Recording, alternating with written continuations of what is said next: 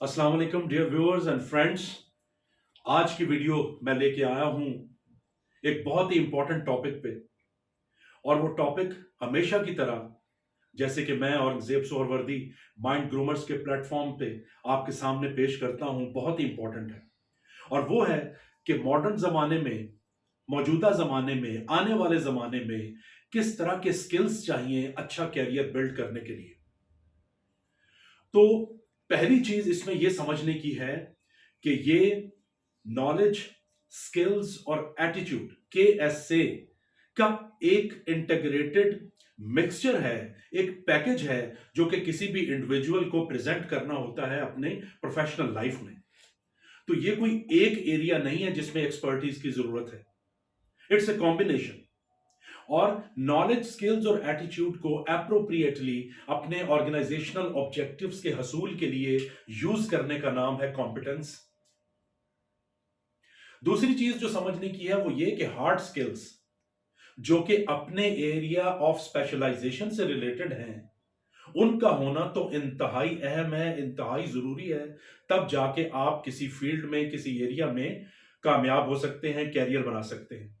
लेकिन hard skills के साथ साथ जैसे कि IT स्किल्स हैं, टेक्नोलॉजी बेस्ड स्किल्स हैं, अगर कोई रियल एस्टेट में काम कर रहा है तो उस इंडस्ट्री से रिलेटेड स्किल्स हैं, ये सारे हार्ड स्किल्स हैं।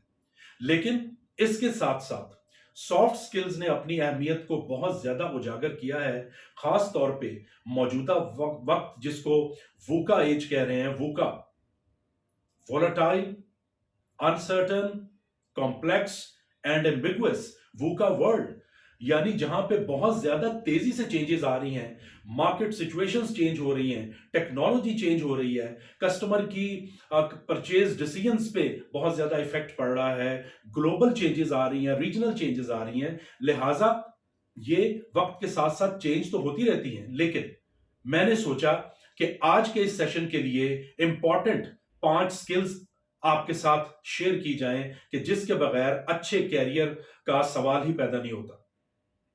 सबसे पहली स्किल जिसका मैं जिक्र करना चाहूंगा वो है अडेप्टेबिलिटी स्किल्स या अडेप्टिव स्किल्स।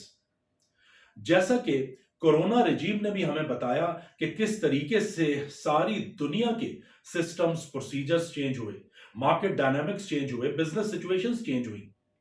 लिहाजा अच्छे कैरियर के लिए अगर किसी में सिचुएशन के मुताबिक जल्द से जल्द अपने आप को ढाल लेने की सलाहियत है, फ्लेक्सिबिलिटी है, और इसी तरह कंपनीज भी, जो कंपनीज जल्द से जल्द सिचुएशन के मुताबिक अपने आप को अडेप्ट करने की सलाहियत रखती हैं या रखेंगी, वही कामयाब होंगी।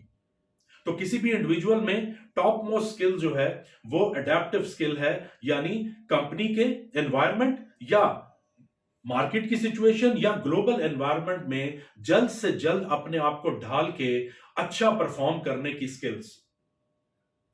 दूसरी स्किल जिस पे मैं बात करना चाहूंगा that is organising skills.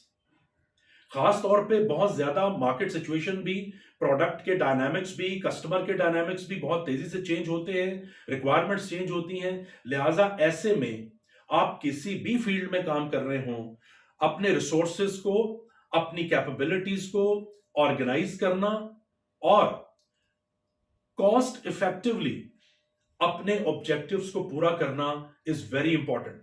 Organising skills में जैसे मैंने आपको कहा, टाइम को ऑर्गेनाइज करना, रिसोर्सेस को ऑर्गेनाइज करना, अपने प्लान को, अपने थॉट्स को, अपनी विजन को ऑर्गेनाइज करना, इसके अलावा अपने डिपार्टमेंट को ऑर्गेनाइज करना इज वेरी इंपॉर्टेंट। सो दूसरी स्किल आ गई ऑर्गेनाइजिंग स्किल्स। तीसरी चीज जिस पे मैं बात करना चाहूंगा वो है टेक्निकल या IT स्किल्स। जैसा कि सब जानते हैं कि इस वक्त दुनिया तेजी से IT बेस्ड होती जा रही है। ऐसे में चाहे कोई एडमिनिस्ट्रेशन में काम करे या फाइनेंस में काम करे या HR में काम करे या किसी भी इंडस्ट्री में काम करे, उसके लिए बेसिक IT का जानना बहुत जरूरी है। उसकी टाइप्स क्या हैं, किस तरीके से IT को मैनेज किया जाता है, कैसे IT को बेस्ट पॉसिबल वे में यूज करना है, ये बहुत इंपॉर्टेंट स्किल इस वक्त होती जा रही है। और IT स्किल्स के बगैर कैरियर में ग्रो करना is becoming almost impossible. Next skill is the human relation skills. चाहे आईटी ओवर पावर कर रही है, ग्लोबल सिचुएशंस चेंज हो रही हैं, ऐसे में ह्यूमन इंटरैक्शन, टीम वर्क की रिक्वायरमेंट कंपनीज में बहुत बढ़ती जा रही है। जैसे कि कोरोना की सिचुएशन में वर्क फ्रॉम होम की सहूलत मिली, ऐसे में बहुत सारे कंफ्यूजन पैदा होते थे या होते हैं।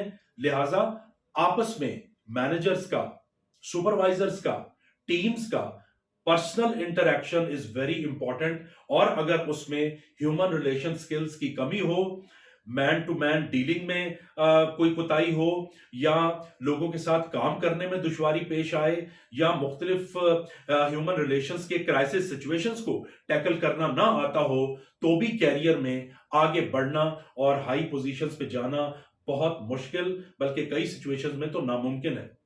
लिहाजा अगली स्किल जिसका मैंने जिक्र किया वो है ह्यूमन रिलेशन स्किल्स, कि आपको अपने स्टाफ के साथ, अपने क्लाइंट्स के साथ, अपने कोलीग्स के साथ, अपने मैनेजर्स के साथ बिहेव करना आना चाहिए, ताकि आप एक जबरदस्त टीम का हिस्सा बने और कंजीनियल वर्किंग एनवायरनमेंट क्रिएट हो, ताकि ओवरऑल ऑर्गेनाइजेशनल परफॉर्मेंस जो है वो बेहतर से बेहतर होती चली जाए।